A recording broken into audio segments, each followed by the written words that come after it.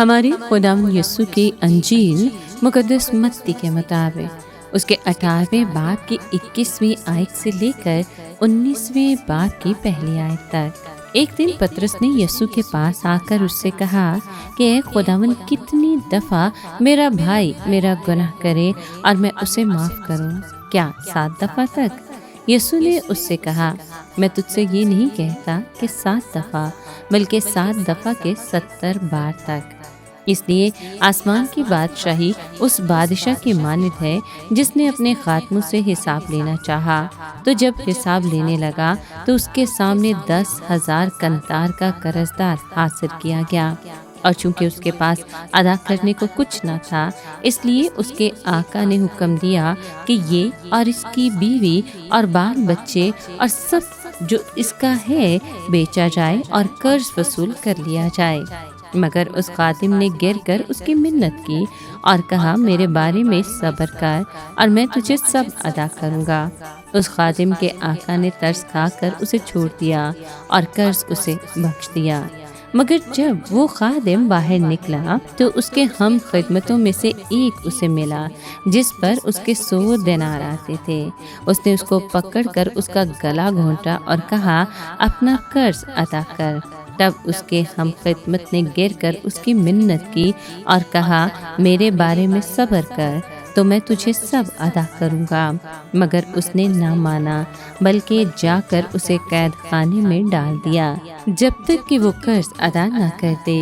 اس کی ہم خدمت جو کچھ ہوا تھا وہ سب دیکھ کر نہایت غمگین ہوئے اور آ کر اپنے آقا سے تمام واردات بیان کی۔ تب اس کے آقا نے اسے بلوایا اور اس سے کہا، اے شریر خادم، میں نے سارا قرض تجھے بخش دیا کیونکہ تو نے میری منت کی۔ تو کیا لازم نہ تھا کہ جیسا میں نے تجھ پر رحم کیا تو بھی اپنے ہم خدمت پر رحم کرتا؟ اور اس کے آقا نے غصے ہو کر اس کو جلادوں کے حوالے کیا جب تک کہ تمام قرض ادا نہ کر دے۔ میرا آسمانی باپ بھی تمہارے ساتھ اسی طرح کرے گا اگر تم میں سے ہر ایک اپنے بھائی کو دل سے معاف نہ کرے۔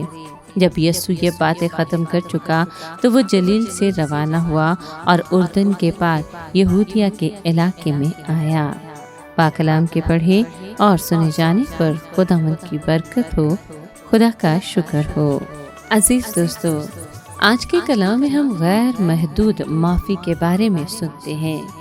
پطرس رسول نے سوال اٹھایا کہ اگر میرا بھائی میرا گناہ کرتا رہے تو مجھے اس کو کتنی دفعہ معاف کرنا ہے؟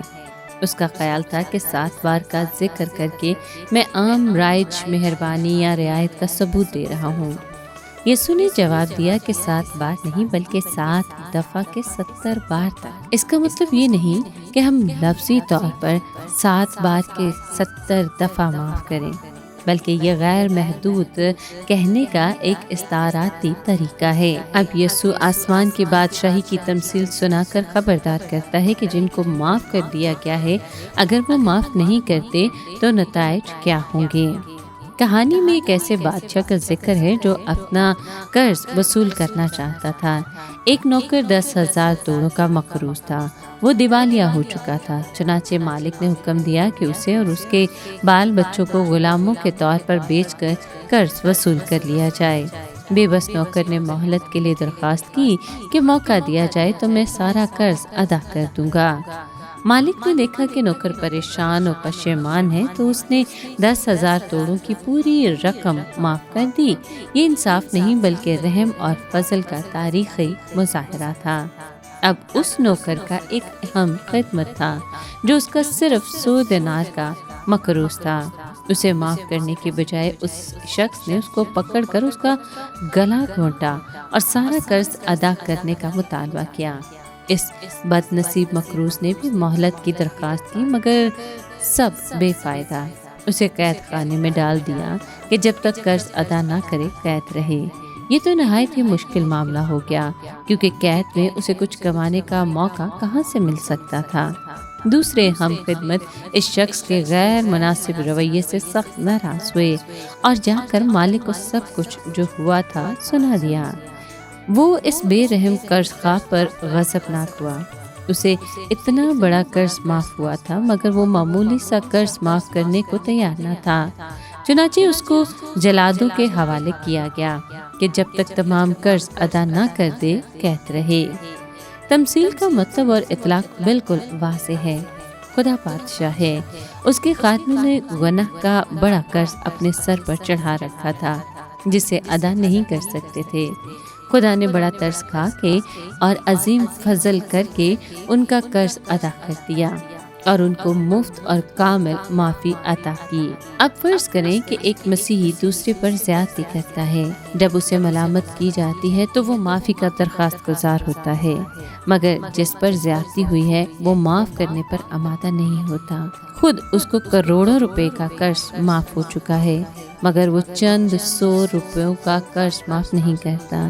क्या बादशाह ऐसे रवैये को बेसज़ा छोड़ देगा? हरगिज़ नहीं। मुजरिम को इस जिंदगी में भी तादीब की जाएगी और मसीह के तख्ते अदालत के सामने भी नुकसान उठाएगा।